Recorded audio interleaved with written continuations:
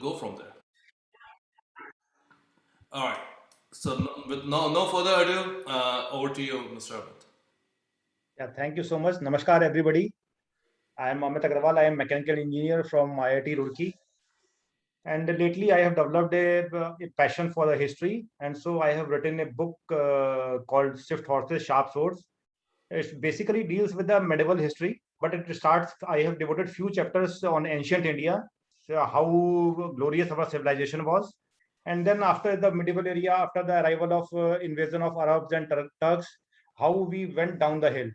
So this book is about that. What were our strengths? What were our weakness? What were our enemies' strengths and weaknesses? So I tried to do the SWOT analysis, SWOT analysis. So where we actually faltered and what were our strengths and how those conditions are still exist right now. So how to deal with that, how to take the lessons drawn from the history, from that part of the history. So I have tried to write about that, and it is I believe it is well received in the market. I am able to sell around 1,500 copies so far. So, and with the help of Mr. Rajiv Verma and Paritosh, I think I will sell many more, and people will be more interested in reading the history. And also, I have tried to. I did not use many jargon words of the history, so I have tried to make it history less scholarly, but history, so that people can flip through it and they can learn something about it without being bombardment with the like many history scholars do. So I think if you read it, you will find it is very interesting, very easy to read, and it's kind of like thriller. So it's fast paced. So that was all about my book. And in the last, I have written what were the scientific achievements we made in the ancient India and how rich we were. In fact, in till 1830, we were having the number one in GDP terms. We were even ahead of China at that time. But in the last 200 years, we went down the hill and we became one of the poorest countries in the world. So how to rectify it? That I have tried to deliberate it on. So that was all about the book. Shall we start the presentation? Yes, please. Yeah. So one thing which I would like to tell everyone is like I myself has bought this book and I'm quite intrigued with the amount of information it have as well as all the different mathematical models as well as the way the way you have just quantified each and everything, like the whole process you have gone through it, and all the different plans and all. So it's a really must read book, and I will encourage everyone after this particular presentation to just at least get a look into this particular book and bring it up through Amazon and other avenues in India, and just give it a try. It is really good book and a really good effort, Amit. Really appreciate that. So Thank you, Paritosh. we Thank can you. start. We can start now. Yeah. So I will start with this couplet. इतिहास के पन्नों में युद्ध भी है, बुद्ध भी है, राग भी है, द्वेष भी है. So at one end of the spectrum we have wars and intrigues and deceit, and at the other end of the spectrum we have Buddha also, who was the epitome of the peace and satya and ahimsa and shanti. So, but my book is mostly devoted to the yuddha part. So the logic of reading the history is that if you don't remember the past, you are condemned to repeat it. If you don't remember it, if you don't draw the lessons from the history, from the mistakes you have done, you are again going to repeat the same mistakes. So that is the logic about reading history, writing history. So the book basically, I have why did I write the book? Many people ask me. So the first is that we grew up having a reading about the left liberal content of NCERT books. Our textbooks till class 10th and class 12th, they were all written from the perspective of the either the Islamic invaders or the British rulers. So we did not have our perspective. So I thought, why don't I write with our perspective? So somebody has to write it. So many people are writing it now. So I wanted to have a little different kind of history book. That was that USP. So integrating the mathematical or engineering knowledge with the history, why we ended up like this. So because of those NCERT books and that left liberal content, we generally grew about the negative thoughts about our religion, traditions, and the culture. So normally you will say that the secular people, they will have कि हम लोगों ने क्या किया अभी तक, हमने कुछ नहीं किया. Even the West also participate this feeling. So I have seen I was seeing one American TV series. It's called Anger Management by Charlie Sheen. You must have seen it. Must have. So at one point of time, he was telling one Indian character that you have a 5,000-year-old civilization and you did nothing. So that triggered me actually. So apart from Americans ko chhodiye, even we Indians don't know about what we did in the ancient period. We discovered zero, we discovered trigonometric formulae. Our Jaya and Koja became sine and cosine in Latin and English language. So that thing we don't know actually. So that was the main reason what we did actually. Then examine the reasons behind it, meteoric success in ancient era, and then swift decline in medieval times. Why we were the numero uno in the ancient period. The whole world used to look up to us. So the students from Southeast Asia, from China, from Korea, they used to come to the India to study in Takshila, in Vikramshila, in Nalanda. They used to come to India. वो text जो है वो translate करते थे यहाँ पे रह के, यहाँ के hostels में रह के, and then they used to take it back to their home countries. So that way, our Indian culture is spread all over the at least eastern part and southeastern part of Asia, and without lifting a sword. Was all because of our culture, tradition, and religion. Our influence was all over Asia. Even right now in Indonesia, in the Bali, in the Cambodia, our tradition is still followed. And the most important reason is that to inculcate the civilization pride among us and the cultural consciousness among us. Yes, we were something. Though we are having currently we are having a bad time, but we were something and we can achieve. We can reclaim our history. We can go back to the glorious era once again. And as I have already deliberated that it's also to know about our follies and mistakes which we did. ऐसा नहीं है कि हमने सब अच्छी इच्छा किया, हमसे बहुत सारी mistakes भी हुई in the way, especially in the medieval era. So what was those mistakes? What were those follies? हमने कहाँ पे गलती करी हमने, और क्यों वो गलतियां आजकल भी हम दोहरा रहे हैं? We were doing same mistakes again and again even now.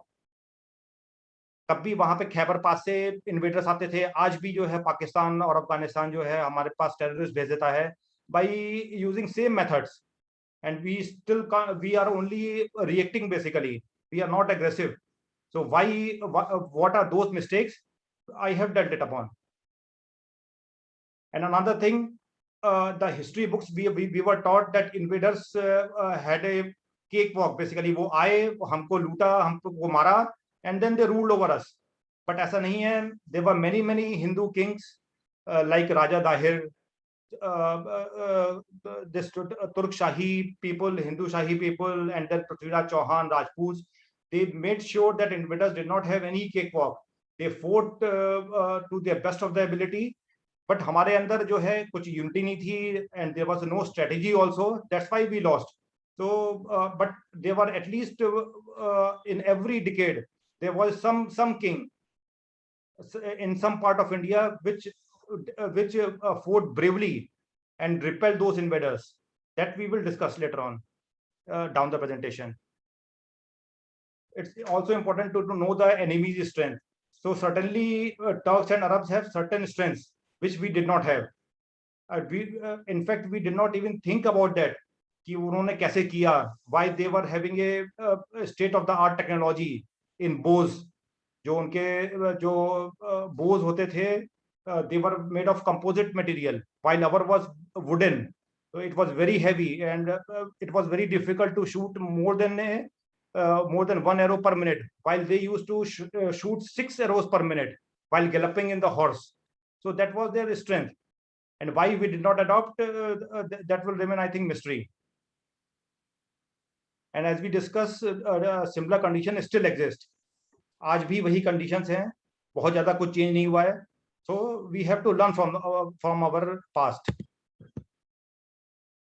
So I have heard many people that history जो है वो बहुत boring होती है. It's all about dates and which Raja ruled, which king ruled, who lost, who won. That's all. But though there's no back of stage story कि ऐसा क्यों हुआ.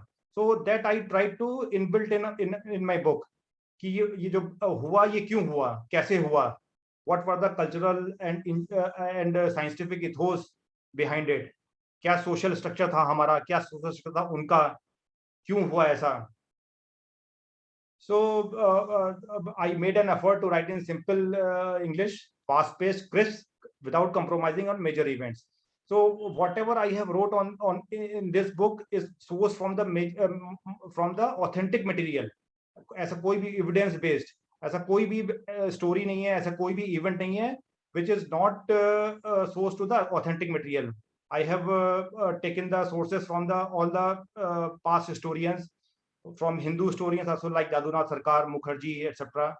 And from the some European historians also, like Andre Wenck. He has written 3 books about the medieval era, about the Islamic invasion in India. So I have also tried to extract some material from him also. And then I tried to integrating history with the engineering theories. This we will see in the presentation. So the first question, this is the first chapter, why humans fight, basically. So according to the Maslow theory, all must have read about it. Humans have a contradictory needs of control and freedom. We want the freedom also for ourselves, and at the same time we want to control others also. So that is a contradictory need, and this contradiction leads to the disputes, this leads to the deceit, this leads to the war, especially in the end. And ऐसा नहीं है कि only humans fight for the territory. Even animals, you must have heard, you must have seen animals too fight over the territory, food, and the females. So the lesson from this is that smart human may not love the war, but he's always he knows that it is inevitable, and he's always prepared for the war. So if you are strong, then nobody will attack you. That is the basic human philosophy. कि अगर आप ताकतवर हैं तो आपको कोई भी attack नहीं करेगा. So that is the main thing. Societies and nations who want to live with dignity must always be prepared for war. So that is the crux basically. तो यही है हमें करना है. I think in medieval era यहाँ पे हम falter कर गए. We were writing world class literature. We were making magnificent temples, but we were not prepared for the war.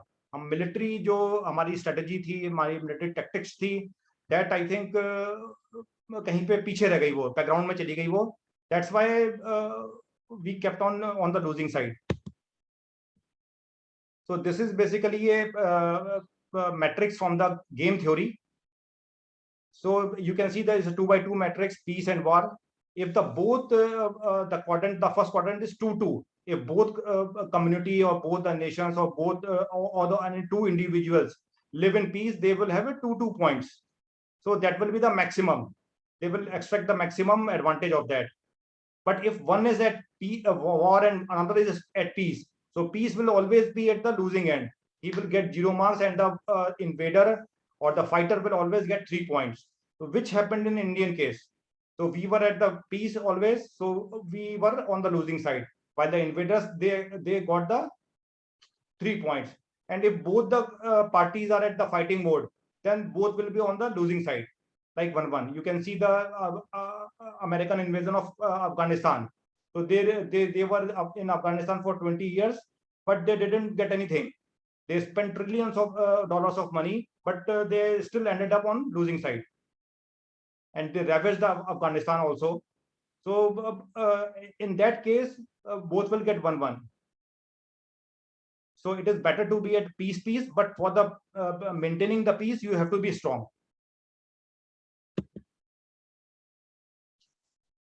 So till 710, till Arab invasion, Indian subcontinent basically was very peaceful. Though there was a occasional attacks, like in 4th or 5th century, there were Huns who attacked us, and in the 3rd century BCE, there was Alexander. So, but they all integrated slowly into the Indian society. But the Arab was the first one, the Islamic invasion was the first one where they did not integrate into the Indian society, in the Hindu society. वो अलग एक mentality से आए थे, वो उनको उनका था कि उनको अटैक करना है, they have to loot us, and then they in by 12th century when Muhammad Ghori came, they all came prepared to rule us. And then in 10th century, the Turks came from Central Asia, Azerbaijan, the present Azerbaijan, Armenia, Turkmenistan, Uzbekistan. And contrary to the popular perception, it is not from the modern day Turkey. It is from the Central Asia. The Turks were actually from the Central Asia. They migrated to Turkey modern day. So that's why it is called Turkey. But the Turks actually were from these countries. So you can see the Turk invasion first happened in 10,000 BC by Ghaznavi, and Arab invasion was 710 CE. So there is a gap of 3 centuries in between. So why they did not attack 3 centuries? In 3 century mein, they have occupied whole Asia, barring China and Russia. They occupied Persia, they occupied Central Asia, जो अभी actual Turkey है, to the Greek, and they even reached Spain also in Europe. But they could not go beyond the Punjab and Sindh in these 3 centuries, from 710 to till 10,000, 1000. And then again from the Turk invasion by Ghaznavi, he came 17 times in those 25 years. And after that, 1025, the next invasion from Muhammad Ghori started at 1175. So there's a gap again between of 150 years. So why did not more attacks came? Because there were Hindu kings who repelled this Turkish invasion. Like there was a Suhail in present Gorakhpur area, where he attacked the nephew of Mahmud Ghaznavi, and he repelled, he killed everybody, every invader. So there was a gap of 150 years because they knew there are powerful kings ruling India, and it is futile to attack us, to attack. So again, you can see 300 years and then again 150 years. So no attack had happened, and there must be some reason. And it is amazing that till 700 CE, all the Turks were Buddhist and hence peaceful. And they used to earn livelihood through Silk road trade. If you travel through even now Silk Road, you can find the remnants of the Buddhist monastery all along. At that time, till 700, there were Buddhist monastery at every kilometer. They used to provide shelter. They used to provide food to the traders who used to go from China to India and then to Europe. So this Silk Road, especially in of the Central Asia part, was fully dominated by the Buddhist. Even the great grandfather of Muhammad Ghaznavi was a Buddhist in a monastery at Silk Road. So it is very surprising कि क्या हो गया अचानक उन लोगों को कि why they become so cruel. But they are cruel from our point of view. They don't consider themselves cruel. वो कहते हैं कि वो हमारा लाइफस्टाइल ये ऐसा है. So here there's a clash of civilizations कि हम कुछ और सोचते हैं, वो कुछ और सोचते हैं. And in fact, if you talk to them, they will say कि Hindus are very effeminate, they are very dark type of people, they can't fight. So उनके मन में ये है कि we are easy prey basically. So we have to draw this lesson कि how to make ourselves strong. Because of that terrain, because there was Central Asian grassland which is called as steppes, they were expert in the riding horses. उनके horse भी जो है, जो घोड़े बहुत sturdy होते थे, बहुत ऊंचे होते थे. कम से कम उनकी height जो है Indian horses से 2 feet extra होती थी उनकी. And they can travel at least 100 kilometers per day.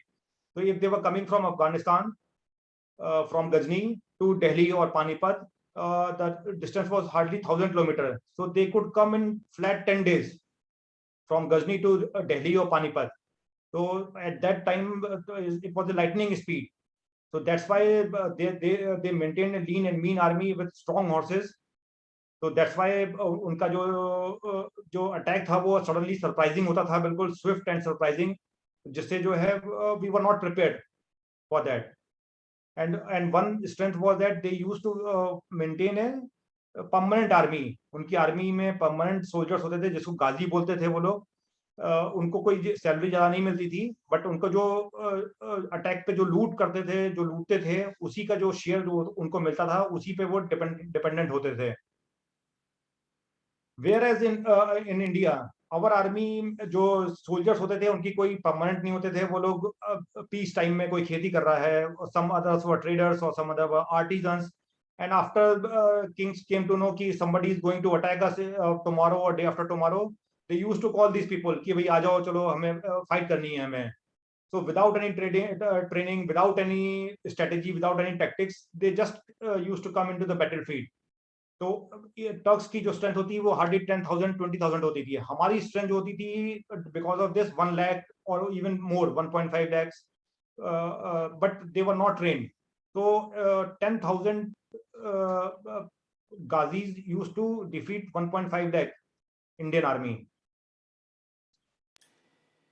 So And Amit, after that, yeah, yeah, just one question. Like, so these Ghazis are also called as the jihadis, right? Like in yeah, our language. yeah. And They are both interchangeable. yeah, and what about like I mean, when we talk about like all the success of Mongolians and like how much their horses or their food habits impacted their long distances. Like, do you have Yeah, any? yeah. First of all, their horses can travel up to 100 kilometers in a day. So that was astounding, number one. And number two, when they used to take, used to go to the expedition, उनकी proper planning होती थी, and every soldier used to have 2 or 3 spare horses also. So कभी जब घोड़े थक गए, then they used to change it. तो घोड़े चल रहे हैं, but there's no load on that. So वो they used to interchange their horses. Plus they used to have a dry meat also. वो अपने साथ लेके चलते थे, और जहां पे भी रुके, जहां पे भी उन्होंने टेंट डाले, उन्होंने रात में स्टे किया, वहां पे उन्होंने मीट को जो है, जो ड्राई मीट होता था, उसको बॉईल किया और उसको ऐसे ही खा गए उसको. तो they did not use to be dependent upon the ground की ये डेजर्ट है तो यहाँ पे कुछ नहीं मिल रहा है तो भूखे मर रहे हैं. तो दे यूज टू कम प्रिपेयर्ड. तो I think they were the must be the first community जो पैकेज फूड यूज करते थे वो. सो उनका जो ये सब था वो वेल प्लान होता था. अगर कहीं पे जरूरत पड़ी तो अपने घोड़ों को मार भी देते थे, उन्हीं को मार के खा जाते थे, because of their 3 or 4 horses spare, 3 or 4 horses per soldier. तो उनके पास एक रेडीमेड फूड भी रहता था उसका. अगर उनको प्यास लगी तो घोड़ों की नेक काट दी, उसके से जो ब्लड निकल रहा है वही पी जाते थे वो लोग. तो that's why they could travel such a long distance. और अगर वहां से जो 15,000 चले तो 15,000 ही इंडिया पहुंचते थे. ऐसा नहीं कि बीच में आधे गायब हो गए या मर गए या गिर गए इन high passes. So that way their planning was very strategic. I hope I answered your question. Thank you. Yes, yes. Yeah. And after the advent of Islam, their outlook changed. It became a unifying force. As you know, Islam जो है, all the 3 Abrahamic religions जो है उनका they believe in one God. Christianity हो गया, Islam हो गया, and Jews हो गए. So Islam जो है, they provided one umbrella कि yes, we are Muslims and we are one. तो कहीं पे भी कुछ हो रहा है तो they show their unity, which is absent in all the polytheistic society including Hindus. चाहे वो ग्रीक सोसाइटी हो, जो भी पॉलिथिस्टिक सोसाइटी थी जो which were having a multiple gods, वहां पे यूनिटी थोड़ी कम होती है as compared to these 3 Abrahamic religions. So they used to take advantage of this fragmentation in these societies. So you must be surprised that in the past 2,500 years, at least 48 civilizations, 48 glorious civilizations were वो जो है वो खत्म हो गई वो. And those glorious civilizations include Egyptian civilization. आपने देखा होगा उनके pyramids, उनके जो temples थे वो they were glorious, they were good fighters also, but they could not survive. Even Greek, Rome, and in the America, Mayan civilization, Inca civilization in the Peru, all those civilizations, the Persian civilization, the Mesopotamia, Babylon, all bite the dust. Except nowadays, two civilizations are remaining, surviving. One is ours, and another is Chinese. So these two civilizations, and because of that, but China is too strong; they cannot do anything. So they are all attacking India. And each and every way, whether it's military or it's through social media or it's through academics, and they are attacking Hindu religion, Hinduism, and they कहते हैं कि वो Hindu is very violent, is very aggressive. So they want us to be very calm, sedated, and they always want us to do the mantra jap of Shanti, Ahimsa. So that way, the Islam at that time, their outlook changed and they became unifying force, and they wanted to rule all over the earth. So this is the inventions, and because they were mainly dependent upon their military expeditions, they made many inventions also, like horse saddles. You can see in the image, this is a horse saddle which is very comfortable. जब आप घोड़े पे बैठते हैं, so you cannot fall down from the such a sturdy saddle. Then metallic stirrups, जहाँ पे जो soldiers हैं वो अपना पैर वहां पे रख सकते हैं. And what was the advantage of this metallic stirrups? That while galloping horse at a high speed, they can accurately shoot the arrows. And then another was chainmail armor. You must have seen the photos or in the films. They used to wear the whole from the helmet till the legs. They used to have the steel armor, जिससे कि अगर उनको arrow लग भी रहे हैं तो कुछ नुकसान नहीं होता है. They did not even get injured because of that. So these three inventions, basically horse saddle, metallic stirrups, and chainmail armor, did Hindu armies in. And we did not have all these three. हमारे जो bows थे वो it was wooden, बहुत ही bulky होते थे. Our arrows did not have that accuracy also. हमारे stirrups भी उतने अच्छे नहीं थे, जबकि rudimentary stirrups और saddle we invented it, but we failed to capitalize on that. हमने उसके आगे जाके टेक्नोलॉजिकल जो एडवांसमेंट होनी चाहिए थी वो वी कुड नॉट डू. शायद हमने कभी सोचा नहीं कि हमारे पास ऐसा जबरदस्त अटैक होगा. तो हम लोगों ने एटलीस्ट इस फील्ड में we lagged. So this we discussed that they used to travel 100 kilometers per day, used to subside on the food offered by the villagers in route. अगर वो नहीं भी आए, अगर फूड नहीं भी मिला, उनको कोई विलेज नहीं मिला, then they used to carry the packaged food, the dried meat, और अपने घोड़े भी खाते उनको खा जाते थे. They also used to take dried meat, used to fire 6 arrows per minute from the galloping horse. तो उनका एक रहता था कि जब वो लग रहा है वो एरो, तब तक दूसरा एरो शूट हो जाना चाहिए. So that's why they could shoot the 6 arrows. They used to have 3 spare horses per soldier. One of them used to be female for its milk. तो एक फीमेल भी रखते थे ताकि उसका जो है वो दूध पी पाए इन केस ऑफ उनके पास पानी खत्म हो गया, पानी नहीं मिल रहा है, कहीं पे डेजर्ट एरिया में है वो या माउंटेनस रीजन में है वो. Another strength was reserve soldiers, which we did not have. उनकी जो एक मेन फोर्स होती थी जो दिन भर जो है वो रेस्ट करती, जो दिन भर फाइट करती थी. Then they used to have reserve soldiers, 1,000 to 2,000 soldiers, वो रिजर्व रहते थे. And then they used to attack in evening only. जब हमारे जो सोल्जर्स जब थक गए उसको, तब तक ये फ्रेश सोल्जर्स आके अटैक करते थे. सो जो ये फ्रेश सोल्जर्स थे, ये जो उनके सामने जो है हमारे सैनिक ठहर नहीं पाते थे ये. Another thing is a strong spy network. Though Chanakya in his book Arthashastra, he stressed on the spying, maintaining spies all over the enemy camp also. But somehow afterwards we did not employ that. But उनके जो spy होते थे वो पूरा पता लगाते थे कि कहाँ पे किसके बीच में कौन से दो फैक्शंस है, किसी रूल में कौन राजा का एनिमी है. So that's why Mahmood Ghaznavi था जो जब he used to be one expedition. In that expedition only he used to prepare for the another expedition. वो पूछता था कि कौन से मंदिर में अभी खजाना छुपा हुआ है, कौन सा नेक्स्ट मंदिर है, उसका क्या रूट है, उसके कहाँ से जाएंगे, वो को प्री प्लान कर लेता था पहले ही एक्सपीडिशन में। उसको वापस गजनी जाके वो he used to rest for 6 months and then again he used to plan for the next expedition. Then because उनके horses बहुत fast थे, they used to maintain excellent communication. कभी उनको लगता था कि हम हार जाएंगे, then they used to send the letters back home और कहते थे कि जो है अगेन एक आप रिजर्व फोर्स भेजिए हमें। तो वो रिजर्व जो है फोर्सेस अगेन वहां से गजनी से वापस ये यहाँ पे चल के आ जाती थी इन फ्यू डेज। तो एक एक्सीलेंट कम्युनिकेशन रहता था यहाँ पे उनके साथ। Unique military strategy, full time soldiers थे उनके, जो कि हमारे पास नहीं थे। अगर आप लोगों ने एक मूवी देखी होगी, इंग्लिश मूवी 300, वहां पे आपने ये देखा होगा कि फुल टाइम सोल्जर्स। तो वहां पे जो स्पार्टा के सैनिक थे, जो वो they were only 300 but they were full time soldiers. जो उनके एलाइज थे, they were all they were either carpenters और आर्टिजन्स और फार्मर्स और ट्रेडर्स। तो at the time of battle they used to come to the battle without any preparation. तो वहां पे जो है ये बहुत जरूरी था कि हमारे पास भी फुल टाइम सोल्जर होते for proper training. No compassion for victims if they refuse to accept Islam.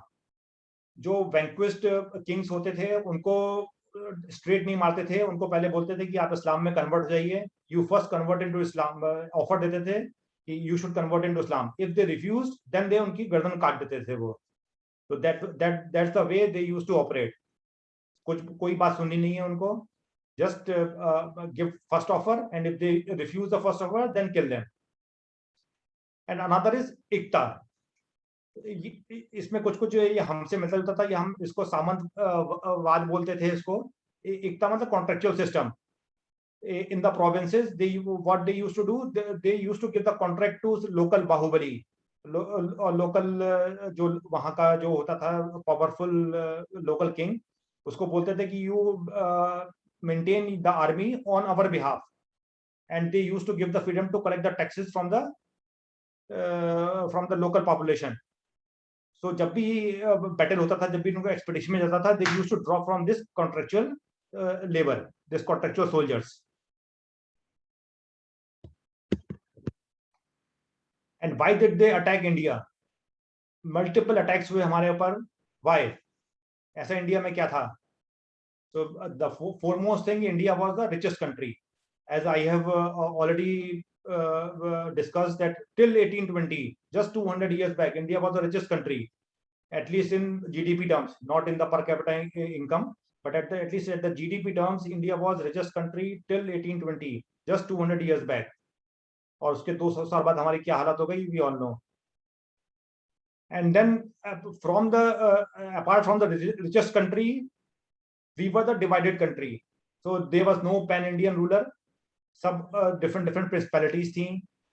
And whenever we were the strong, like at the time of Guptas or Harsha, तब हमारे पर कोई अटैक नहीं गए। जैसे ही ये divide होते थे हम लोग different छोटे किंगडम्स में, then they used to attack us. So we were the divided country also. There was no unity also. So you can see कि एक राजा लड़ रहा है, जैसे राजा जयपाल थे। When Mahmud Ghaznavi used to attack Punjab at that area, Jayapal was all alone. Nobody used to come to help him.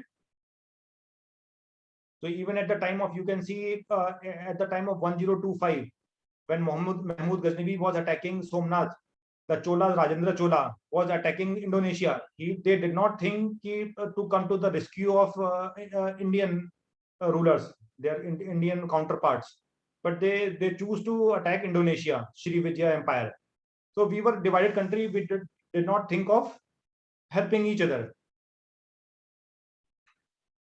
And then we at the same time we were considered as soft, as we told you कि हम लोगों को ये आजकल भी हम लोगों को कायर मानते हैं ये। They consider us very soft, that we cannot fight, and we emphasize on satya, ahimsa and shanti. So the risk was pretty low for them. So उनको पता था कि वो आएंगे, लूटेंगे और रूल करेंगे हम पे, तो ऐसे रिस्क बहुत कम था उनके पास. So that's why they were emboldened. And the icing on the cake was killing the kafirs. So India, apart from India and China, all were already taken over, Persia, Central Asia. So the India was the only Kafir country at that time. So they used to take a pleasure in killing and looting us. So on return on investment, ROI on raids were up to 10 at that time. Muhammad bin Qasim, he returned with 12 million dirhams, while the cost of his expeditions was only 6 million. So he made a cool profit of 100%, 6 million dirham. So same is the case with the Mahmud Ghazni also. Whenever he came, he returned with multiple returns. But as I mentioned, there was no cake walk for them also. We fought also, and we fought very bravely. And many people also defeated them. Like after the Muhammad bin Qasim invasion, they started ruling Sindh, and then they wanted to expand their territory in Punjab, in Gujarat, and even South Gujarat, in Maharashtra also. They came till Navsari in South Gujarat, which is hardly 200 kilometers, 100 kilometers from Bombay. But there was a one brave king, one very powerful king named Pulkeshin, and he defeated Al-Hakam, who was the governor of Arabs in Sindh. Then in 738, there was a one king of named Bappa Rawal. He also defeated Arab army. And in his name, Bappa Rawal, Rawalpindi, city of Rawalpindi is named. So then in 759, Krishna Raja, he defeated Amruddin Jamal. So you can see a long list जहां पे हमने उनको defeat किया. In 800, Naga Bhatt was there. In 1034, which I was mentioning, Suhail Dev was there, who killed Masood, the nephew of Mahmud Ghaznavi, in the present Bahraich, Ayodhya, and Gorakhpur area. So because of him only, there was no invasion in those 150 years. And in 1178 also, there was a one Rajput queen called Naiki Devi. She also defeated Gori. So how she defeated? Mount Abu के पास जो है hilly area, वहां पे उन्होंने एक narrow pass था. In that narrow pass, that Ghori's horses were of no use. उनकी cavalry जो मेन स्ट्रेंथ थी कैवलरी की, he could not employ. So that's why she defeated Muhammad Gori. But what she did mistake, she could have easily killed Muhammad Gori, but she did not choose, because we believed in dharma yuddha. कि जो injured है, जो गिर गया है घोड़े पे से, जो जमीन में पड़ा हुआ है, we don't want to we never wanted to kill them, जो भी uninjured है, जो injured है. So she let him go to Ghazni, back to Ghazni, and then he came refreshed. And same mistake was done by Prithviraj Chauhan in 1191.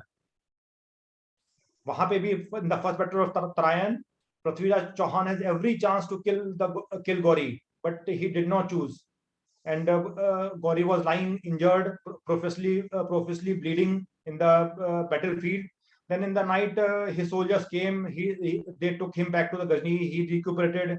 He learned from his mistakes, and then again, the very next year, he attacked Prithviraj Chauhan. And Prithviraj Chauhan was, in the meantime, he was marrying Sayunkta, the daughter of Jaichand, and that way Jaichand did not help Prithviraj Chauhan second battle of Tarayan, and that was the main reason why Prithviraj Chauhan was defeated and the rest was history. And the another interesting thing which I deliberated in my book is how diverse we used to love to call that unity in diversity. Like our first Prime Minister Nehru said, कि we should take pride in unity in diversity. तो ये बोलने के लिए बहुत अच्छा लगता है कि unity in diversity है.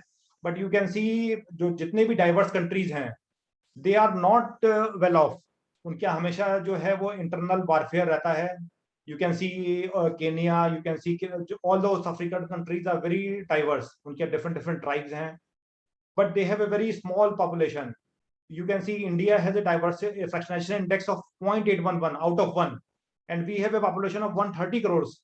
So that way, India ke diverse bhi hai, and then we are populous also, and our minorities are very aggressive also, very strong also.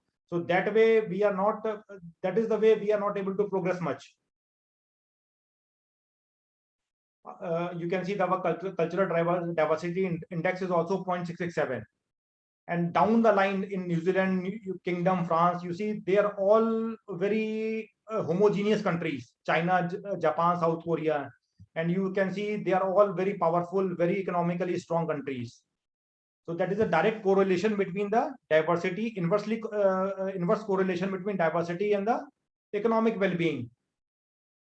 Though everyone says United States is a melting pot, but it is not a diverse country. White Christian male rules over the country. So that way, India, that United States is not much diverse as compared to at least India. So that way, आपने देखा होगा कि every now and then there's a news of ethnic cleansing. तो वो ये क्यों होती है? ये इसीलिए होती है कि डाइवर्सिटी को कम करा जा सके.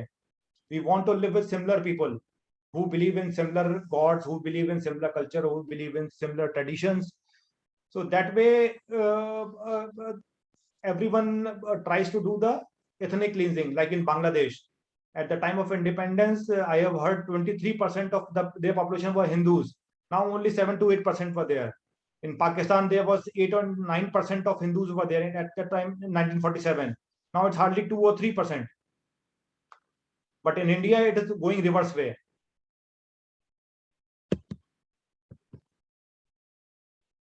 So why we are still a Hindu country despite so much invasion? So the main reason is the retaliation of Indian kings. कभी भी हम लोग जो है युद्ध से भागे नहीं. We always fought. चाहे भले ही हम मर जाएं, भले ही हम हार जाएं, but we always fought. And when we lost, it was not because of individual bravery. We were very brave, at least more braver than this Turkish or Arabic invaders. Those fighters were not very brave. They employed deceit. They took advantage of fragmentation in us, but they were not brave. जरा सी retaliation में वो भाग जाते थे वो. But we never apart from 1 or 2 Hindu kings, I don't think कि कोई भी युद्ध के मैदान से भागा. Everybody was killed or victorious. Another thing is we were so rich a country, they were preoccupied with looting and destruction of temples. So क्योंकि हमारा सारा our money was stored in the temples, our idols, all the idols, all the walls were studded with the gems, they studded with the gold. So that's why they were preoccupied with the looting. कि पहले हम लूट लें उसके बाद देखेंगे. And another reason was the conversion was not their priority, because when they were ruling after 1192, after the establishment of Sultanate, we used to pay hefty jizya, about 60 to 70%. तो उनको हमसे जजिया मिलता था ताकि उनका किंगडम चल सके. So अगर हम कन्वर्ट हुआ थे सारे के सारे हिंदू, then उनको जजिया मिलना बंद हुआ था. So it was not a KPI for them, key performance index. It was not a KPI for them. So वो चाहते थे कि कुछ हिंदूज बचे रहे वहां पे, ताकि वो जो है जो 60-70% टैक्स जो है उनको मिलता रहे उनको. It was also a reason. And then we were too large a population at that time also. We were 20 crores around that time also in the medieval era. And right from Afghanistan till Kanyakumari and then Burma and Assam and Arunachal Pradesh, we were too large a population over too big landmass. So it was difficult for them to kill everyone. जैसे Persia था, एक छोटा सा country था, उसको सबको मार दिया उन्होंने. जो बचे वो इंडिया आ गए, जो भी पारसीज थे. बट ऐसा इंडिया में नहीं हुआ क्योंकि हमारा कंट्री बहुत बड़ा था, पॉपुलेशन बहुत ज्यादा थी. It was very difficult to kill everyone. So एक यहाँ पे भी मैंने यहाँ पे ये किया हुआ है कि there were 2 type of networks. एक होता है रैंडम नेटवर्क और एक होता है unified networks. So you can say this is a random network. There are multiple power center. जो आप डार्क स्पॉट्स देख रहे हैं, they are all power centers. So our Hindu religion is like that. There is no single power center, there are multiple power centers. So everybody does not rotate around one center. सबका अपना अलग अलग style है, different traditions हैं, different way of thinking है. But तो इसको एक को आपने मार दिया, एक को डिस्ट्रक्ट कर दिया, then also our religion use to survive, somebody used to take over. But यहाँ पे क्या है कि because of multiple power centers, multiple traditions, there was no sense of unity जो कि बाकी जगह पे था यहाँ पे। तो ये इनफैक्ट आप एक को यहाँ पे मार दो, that's why we could survive because of multiple power centers, multiple traditions.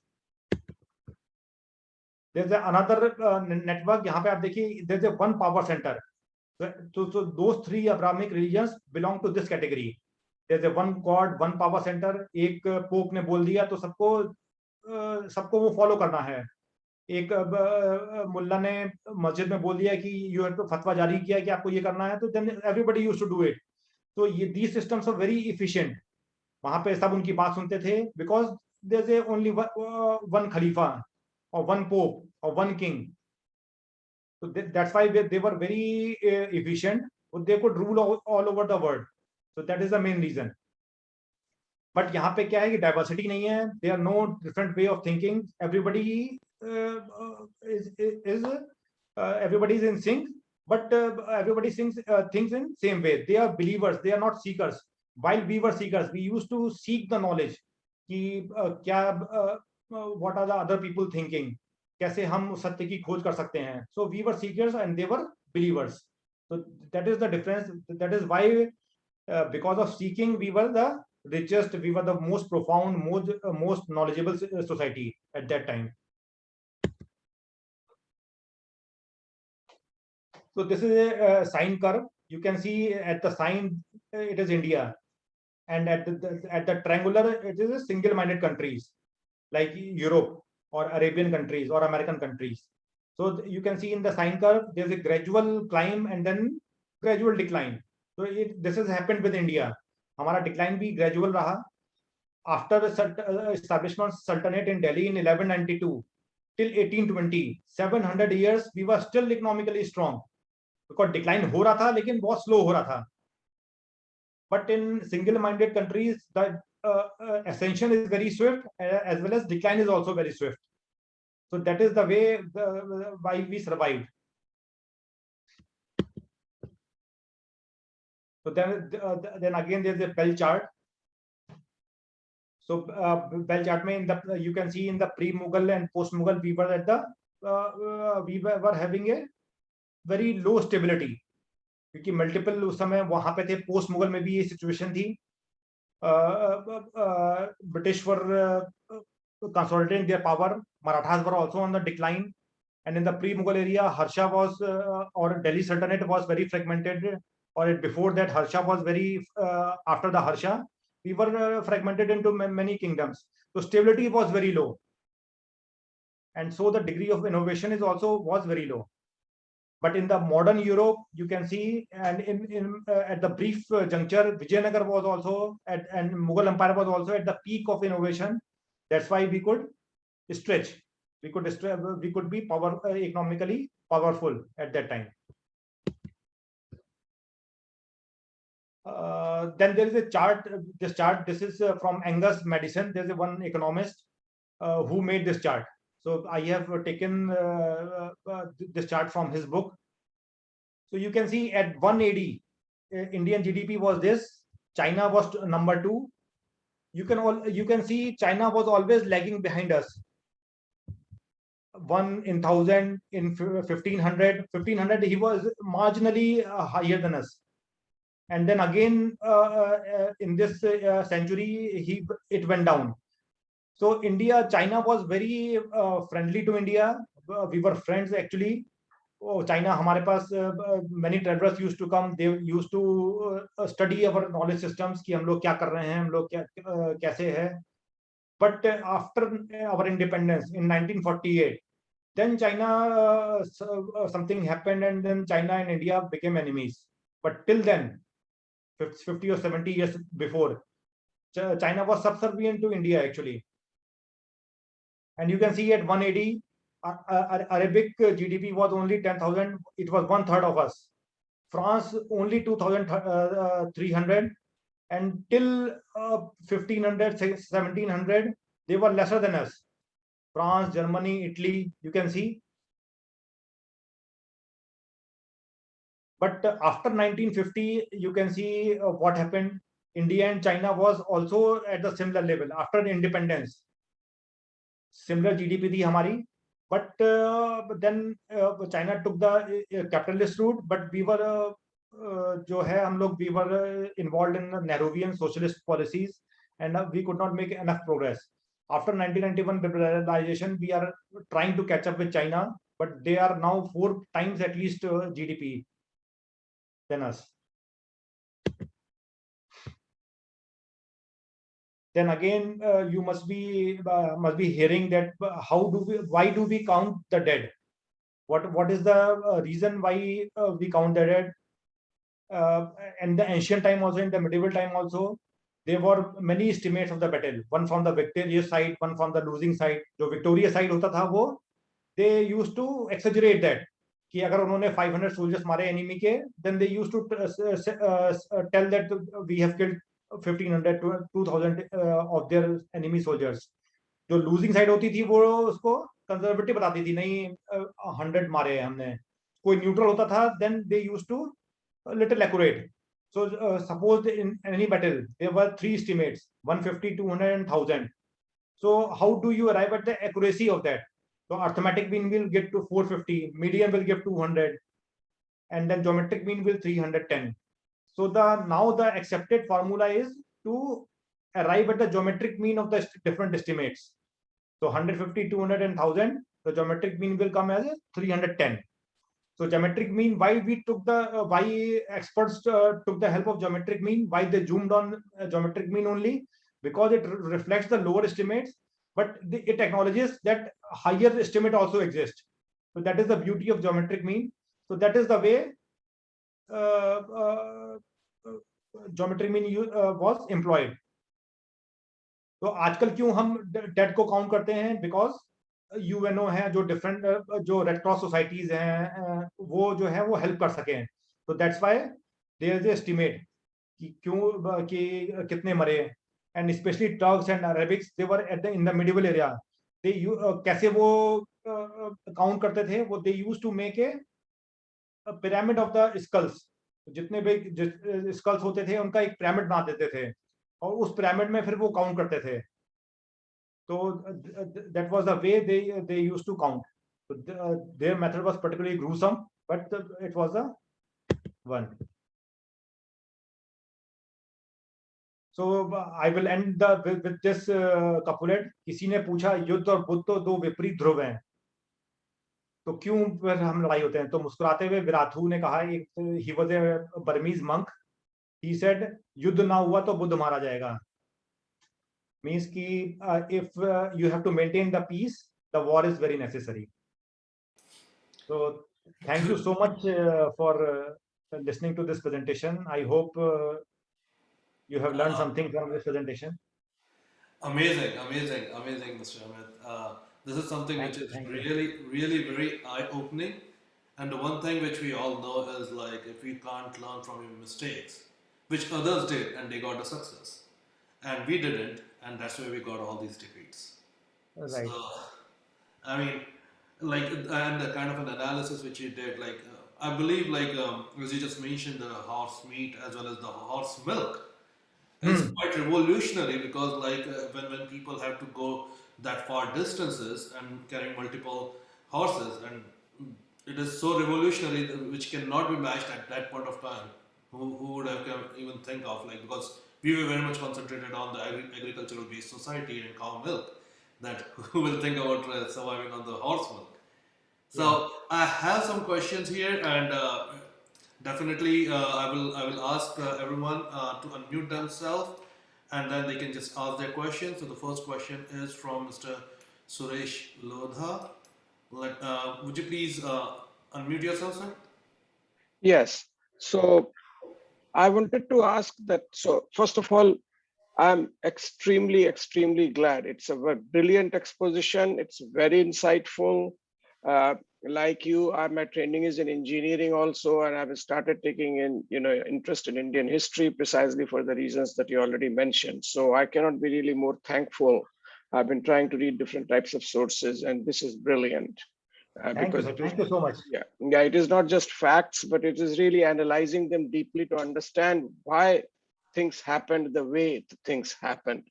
And so this is in fact one of the very rare expositions that I've heard, and exactly of the era that we need to focus on. So I want to continue to thank you, because there is a lot of literature coming out on ancient civilization, about Mahabharata, about Ramayana, and the contribution of Indians to the astronomy and all that.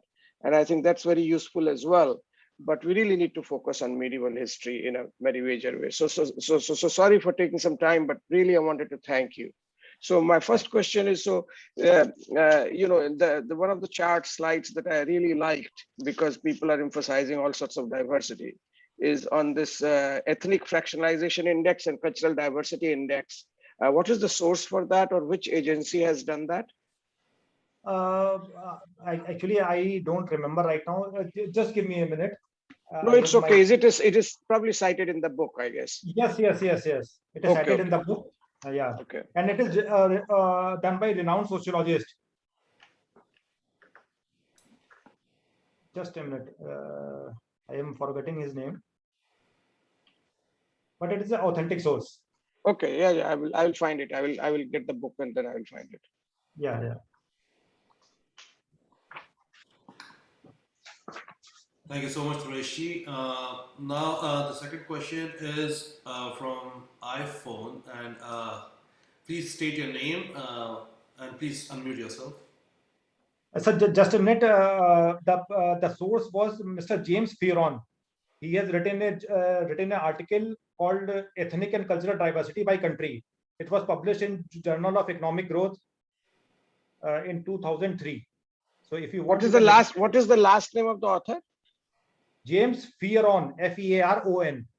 Okay, thank you very much.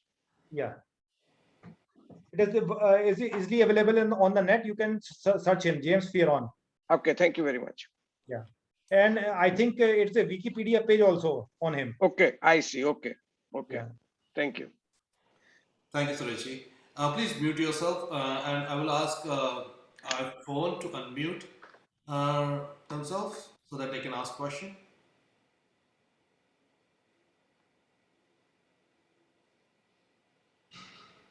Okay, the question from them was, so how do we progress along with the diversity? So you mentioned about the diversity and it's a hindrance. So what is the solution? That's what been asked. I don't know. Is there any solution? I'm particularly skeptical about that, because the history and this study says that both are mutually exclusive. So until and unless everybody integrates into one thinking, into one country, then only progress is possible. Otherwise, one unit is fighting, one another unit is working. Then I don't think the progress like China is possible. So it will be always a average progress, 5% GDP growth or 4.5% GDP growth, but it will never be 9% or 10% like China did. So that is why our economists call it as an elephant, like Yeah, it just goes slowly. yeah, and they now it is 4-5%. Earlier, before liberalization, it was hardly 2 or 3%. And to demonize us, they used to call it as a Hindu rate of growth. कि हिंदू तो ऐसे ही होते हैं, वो ना कुछ progress कर सकते हैं ना कुछ होते हैं, तो मींस कि maliciously they have named it as a Hindu rate of growth. They could have named it other also, but नहीं, इन्होंने हिंदू rate of growth रखा इसका नाम. Oh yeah. Anything bad happens, it's Hindus. Yes. Yeah. No, definitely. And one thing is like you also mentioned about like a friendly China, and the era when you mentioned about the friendly China, at that time they were Buddhist. But Yeah. after the Maoism comes into play, when they just abolish all the religion, that is when they just become much more aggressive in their task. We got another question. Okay, so how to make this video available? So the video will be available like on the YouTube channel of the Bharat Forum, as well as and the Facebook. So you please go and just watch the entire video again, because there is a lot of insight. But before that, one thing which I wanted to make sure is to just buy this book, because this book has this is just an outline of what this book contains. There is so much in-depth analysis, and so that like you have to go, and with all the references and everything, it will just give you some kind of a thought process to just read further about it. One question also I had is like, which is the next book? Is there something which you are working on right now? Is that like uh, any other books you are working on which you wanted to just give us a little brief on? Yeah. Can you see this image in Hindi? Yes. Yeah. So this is the book I translated with my wife in Hindi. So it will be published in the market in I think in next month by first week of December. So many Oh, people asked me to translate it in Hindi. जी जी जी, बहुत इन्हें अगर masses तक पहुंचना है, अगर बहुत सारे लोगों तक पहुंचना है, तो हिंदी एक जरिया है उस चीज़ के लिए भी। तो ये एक अच्छी चीज़ है कि आपने हिंदी के अंदर भी इस चीज़ का किया। इसके अलावा, इस बुक के अलावा आप अभी किसी और बुक के ऊपर काम कर रहे हैं? यस यस एक बुक हम मैंने अभी लिखी है इसमें. It is now with the publisher and I think it will be publish in January. It is different stories, unknown stories, like we discussed कि जो our history is written from the perspective of the invaders, from the winners, from the conquerors, but जो हमारा perspective है वो कहीं खो गया है. And on top of that the history written is from the viewpoint of Delhi. जो central जो नॉर्थ इंडिया में है उसी की स्टोरी लिखी गई है, उसी की हिस्ट्री लिखी गई है. जो बाकी रीजन्स है उसके बारे में किसी को पता ही नहीं है. Like we have one warrior called Lasit Barfukan in Assam. So he defeated the mighty army of Aurangzeb in 17th century, and nobody knows about him. So I have written a story about him so that people know. And then there was a Vijayanagar, Raja Krishna Dev Roy. तो उनके बारे में भी बहुत कम लोगों को पता है. So I have written about that. So there are different stories about that in that book. So one is Lachit Borphukan, another is Vijayanagar, and then one is about the Alexander. When he invaded us, then he met some Hindu monks at the side of the Indus River. So there were certain interactions between them, between the monks, sadhus, and the Alexander. So I have written a short story about it. And the biggest story is about the Khilafat movement, which started in 1919. And the Khilafat movement was such that its repercussions is even felt now. So the Khilafat was basically instrumental in partitioning of our country. खिलाफत ना होता तो शायद partition भी नहीं होता. तो कैसे वो खिलाफत में हमारे जो उस समय स्टॉलवर्ड थे, महात्मा गांधी थे, नेहरू थे, कैसे उसमें इन्वॉल्व हो गए खिलाफत मूवमेंट में, वो उसकी स्टोरी है. फिर कैसे पार्टीशन हुआ और कैसे वो अभी भी चल रहा है, वो उसका इफेक्ट, वो मैंने लिखा हुआ है उसका. So Khilafat is the Caliphate movement, which is the ISIS and everything. It's the same thing. It's Yes, like yes, a Turkish to establish the Turkish Caliphate, right? yeah, yes, exactly that. Yeah, and yeah, it's a very interesting topic, like why Gandhi chose to promise a caliphate to the Muslims at that point of time. Right. Yeah, yeah, and these stories are really interesting. Like even if the one which you mentioned about the monk and the interaction between the monk and Alexander, that is also I've some overheard it, like but I haven't got in depth of it. So definitely it is something which at least I will be very much interested to look forward with, and I just encourage everyone again, because and this is you've self-published this book, right? Yeah. This book is self-published. That second book is being brought out by the publisher, one renowned publisher. And understanding all this, I mean, this is a great work from your side, and it is something really like we encourage, like in the Bharat Forum, somebody out that exactly what this Bharat Forum is for. So basically, this is we want to revive this entire forum has been created so that we can revive all these indigenous story from an Indian point of view. All the histories and everything what we have so far is being told to us by the people who have no idea about how the Eastern civilization or our civilization work, how we think, and how we process the thoughts. It has been just overheard, told, and that is why the lot of itihas which we had is being just translated into the mythology. But now in this forum, with like the people like Amit Agrawal and many more who came previously, is we want to encourage people like you to just write from our point of view, giving an advantage, giving the world that what we have thought. We have listened to all these people, all these foreigners, and they just told us that exactly how bad we are. But like now, we just need to tell them that okay, no, this is not the case. The problem is, as you mentioned, that when you say a false narrative for so long, people start believing in it. Unfortunately, that's what we did. That's what we started just believing it. Okay, yeah, we are just the peace living people, but we don't believe we are not a country which just keep on losing every time.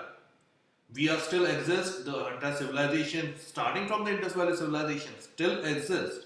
Is just because of the people who fought. People who fought at every place with all the diversity which what we had, because Hinduism is also not something which we can have all the class, creed, and every diversification we can think of. But still, there were people like Sohail Dev and all these legendary Prithviraj Chauhan and all which you mentioned. We just fought and we just protect ourselves. That's why we are here and talking about this. Otherwise, we would have just negated our entire history, as the most of the Armenian or the other civil European countries have already done when they changed the course from Christianity to Muslims to Islam, or to Islam to Christianity, either way. So definitely that is something. Again, another question I have is, in addition to asking how do we progress, we must ask how do we survive with diversity. So, Surejji, I will just unmute yourself. Dhanyavad. Yeah, yeah. Can you just ask it again? Yeah, somebody asked how do we progress.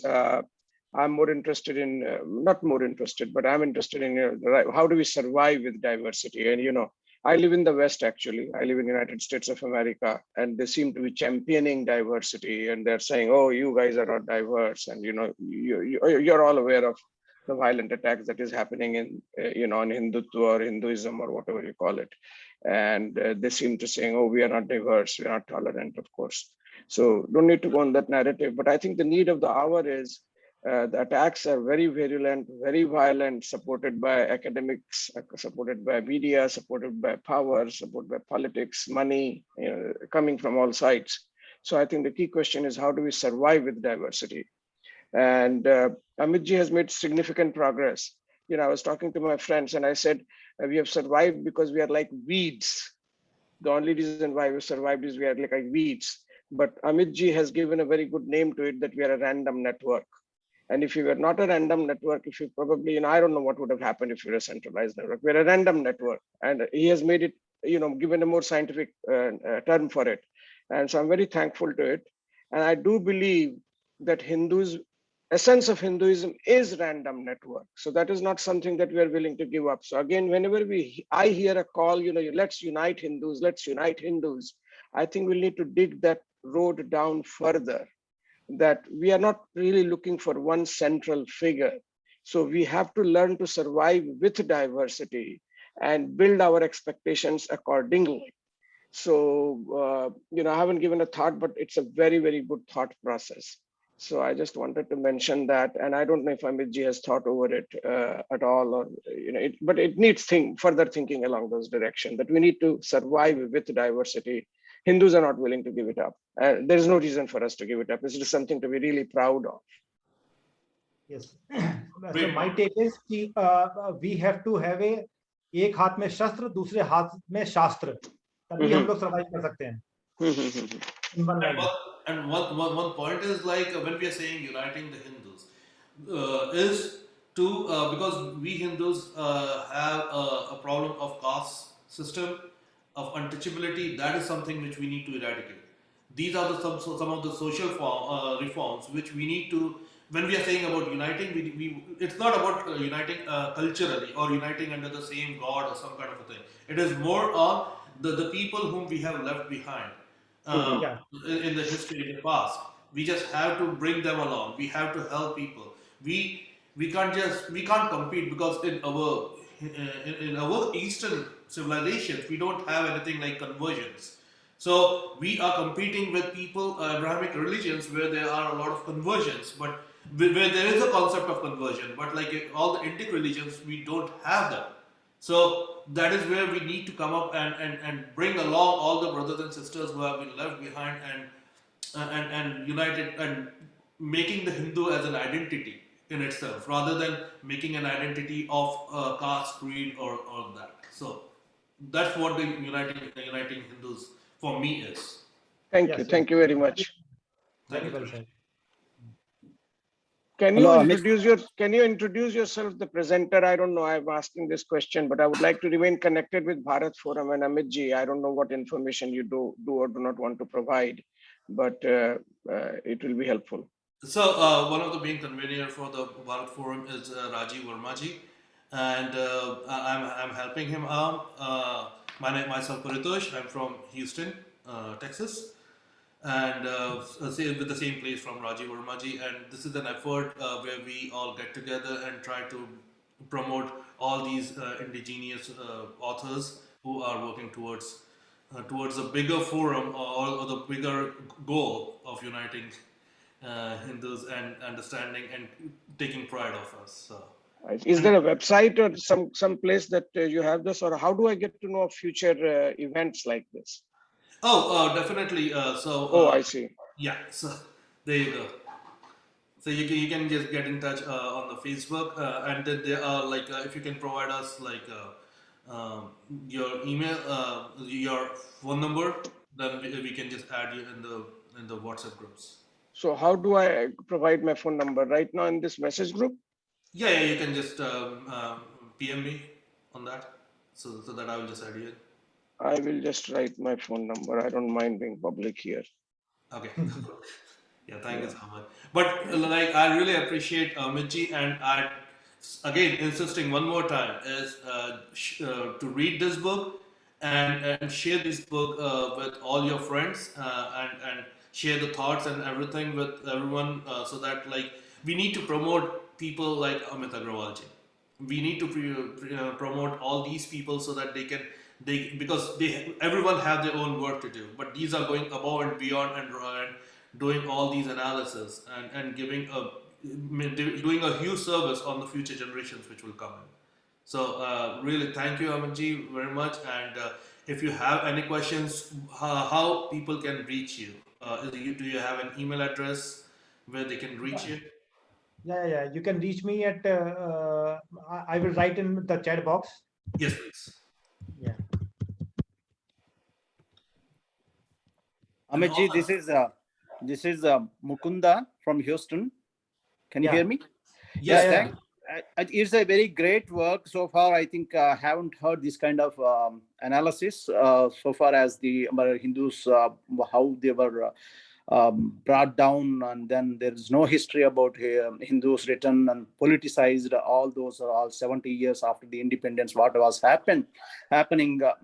All that somebody invaders one always. This is the history what we are hearing. But where there was a gap of 150 years after Ghazni to Gori, that was never written in the history. So our victorious Hindu kings destroyed them. 150 years nobody see in India, and that kind of history was not written. Is there something is going towards that direction by the government to put it in the lessons of the historical history, apart from all those what we heard from the childhood that Akbar, this, that, the great, all those things we were hearing, but not about Hindu kings. We were not taught in that direction. Is there anything is going on? And also another second point is that, as you rightly said, all those invaders were eyeing on the Indian temples because all those worship and all those wealth was concentrated in one place. Even now, the government is doing the same thing because all governments are eyeing on the Indian temples, Hindus temples, not anything like Yeah. other religions like mosques and Christian churches. They don't have any saying, but the governments are eyeing only on Indian temples, and that they are siphoning the wealth of the Indian temples and to the government. I mean, like if you take TTD, I am from Andhra Pradesh. I know what the Indian government, Andhra Pradesh government is doing, and they are giving it to they are distributing Hindus' wealth to the other non-Hindus. So is there Yes. something is going on, any analysis is going on in that area, and we need to actually come to cohesively. Hindus are वो चलता रहेगा, कुछ कौन कर ये करेगा, चलता है ऐसा करके, ऐसा यही दिमाग सब लोगों का अपने ऊपर चढ़ने के लिए सब लोग अपने ऊपर अपना, they are just like the it's like garland, only फूल दिखता है, अंदर से जो ये रहता है ना थ्रेड, वो कांटे। थ्रेड जैसा वो लोग अंदर छुप के रहता है, खाता है हमारा पैसा पूरा. Yes. So this is how they are doing it, and governments are also just for getting votes, they are doing all this nonsense, looting Indians and looting Hindus, basically Hindu temples, and distributing it to their, but they don't control churches, mosques. And Yes, sir. there is, I believe, a concerted effort which is going on how we can free the temples. Yes. I believe. There's a, Yeah, go ahead, Abhijit. yeah, there's a movement called Free Hindu Temples. So I request everyone to join that. There's a hashtag Free Hindu Temples in Twitter, in Facebook. So you can join, you can contribute, and you have to pressurize basically the government. That is the only way. So we have to pool our resources in that to make that movement success. This is about your second question. The first question about correcting the history. 4 months back, government in June, government has asked for the suggestions to correcting the Indian history. So by 15 July, it had to give. I have given many suggestions, but you see, as Indian government works, I have got no feedback from them about my suggestions. So I don't know what is happening. But they have asked for the suggestions, and many people have given the suggestions about correcting the at least history textbooks. Leave the science textbooks, etc. But history textbooks. So I have chipped in. Many of my friends have also chipped in, like-minded people. Let's see what happens. Okay, Thank you so much. thank you. And now we are already 10:20. You can see the WhatsApp link. People who are interested to join on these Bharat forums. And again, very thank you, Amit Agrawal ji, for putting all your efforts and coming up with this book, and with an interesting observations and analysis, which is really not something which is available. Even like I have read a lot of historical books, but haven't got into these. So this is a new dimension, a new facet which you just brought up. So thank you so much, and we will be definitely looking forward for your next book, and we'll encourage all of our friends and family to just purchase this book. Where we can purchase this book from? Is it available in Amazon, online, Yeah. art book? So please tell us about that. Yeah. So this book is available on Amazon. In India, it is available in Kindle as well as paperback.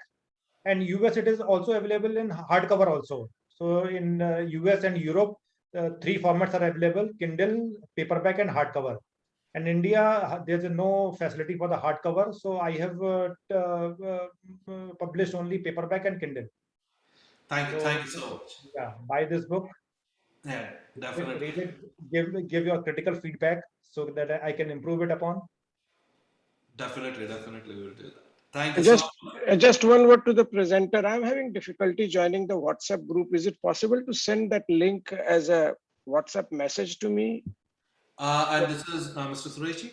Yes, I'm Suresh. So, rebrand.ly/BF Plenum. I don't know. I didn't get a message, and I'm trying on the website, and I'm getting confused. So I don't know if you can send me that message on that telephone number that I posted. Absolutely. I will really appreciate that. Absolutely, no issues. I will do that for you. Thank you. Thank you. All right, thank you so much. I really appreciate it.